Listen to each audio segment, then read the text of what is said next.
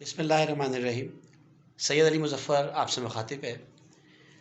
آج کا عنوان ہے کہ اپنے کلام، اپنی تحریر یا اپنی تقریر کو کیسے جامع اور خوبصورت بنائیں تاکہ دوسرے لوگ بہت جلدی اس کو سمجھ سکیں۔ یہ بھی ایک فن ہے اور میں نے یہ بڑے تجربے سے سیکھا ہے کہ آپ کیونکہ جس کو ہم بتا رہے ہوتے ہیں یا سنا رہے ہوتے ہیں، جو ہمارے سامعین یا ناظرین ہیں، کبھی کبھی ہمیں ان کا علمی معیار نہیں پتہ ہوتا۔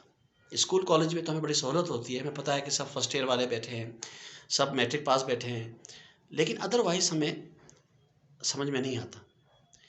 جب آپ کا جو کلام ہے یا آپ کا جو تقریر ہے، کون سن رہا ہے، تحریر کون پڑھ رہا ہے، اس کا علمی معیار کیا ہے، ہمیں نہیں پتہ ہوتا۔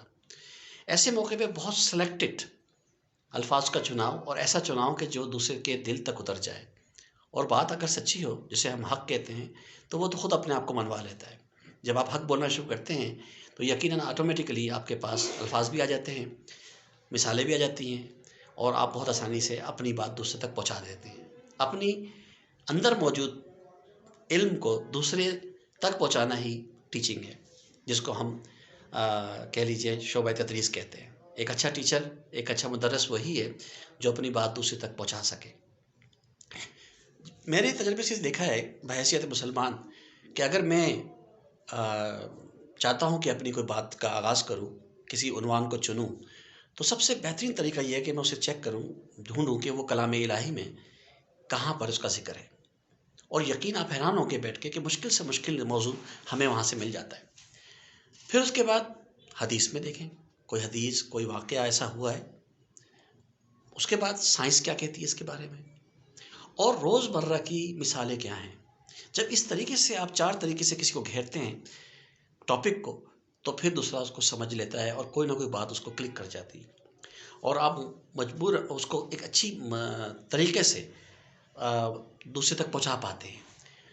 اور یقیناً جب ہم کلام الہی یا حدیث کا حوالہ دیتے ہیں تو مسلمان تو فوراً سمجھ جاتا ہے، لیکن جو غیر مسلم ہے وہ اسے نہیں مانتا۔ ایسی صورت میں پھر ہمارے پاس سائنس کی معلومات ہونی چاہیے کہ سائنس کیا کہتی ہے، روزمرہ کی مثالیں کیا کہتی ہیں، اور ہمیں علم کلام، علم فلسفہ اور منطق جیسے الفاظ بھی آنے چاہیے۔ کیونکہ اگر آپ پڑھیں حضرت ابراہیم علیہ السلام یا حضرت موسیٰ علیہ السلام کا مناظرہ جو انہوں نے دوسروں سے کیا، یا حضرت علی کے بہت سارے مناظرے جو انہوں نے غیر مسلموں سے کیے، تو آپ سنیں گے تو آپ حیران رہ جائیں گے کہ وہاں انہوں نے قرآن و حدیث کا سہارا نہیں لیا، بلکہ انہوں نے علم کلام، فلسفہ، منطق اور ایسے دلیل دیے کہ وہ لاجواب ہو گئے، اور لوگوں کو مجبوراً ان کی بات ماننی پڑ گئی کہ آپ ٹھیک کہتے ہیں، کیونکہ جو حق ہے وہ اپنے آپ کو منوا لیتا ہے۔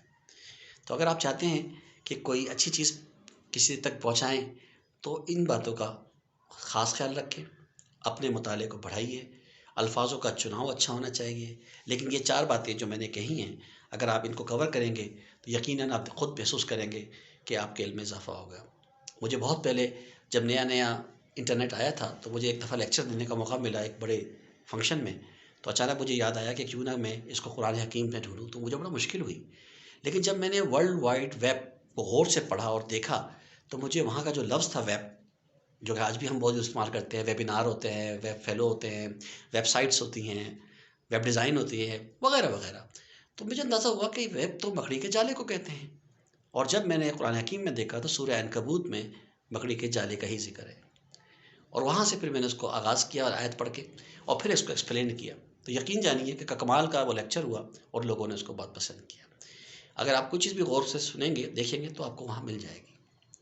امید ہے آپ کو یہ چھوٹی سی کاوش پسند آئی ہوگی۔ مظفر آکاش کو اجازت دیجیے۔ راولپنڈی آفس، والسلام۔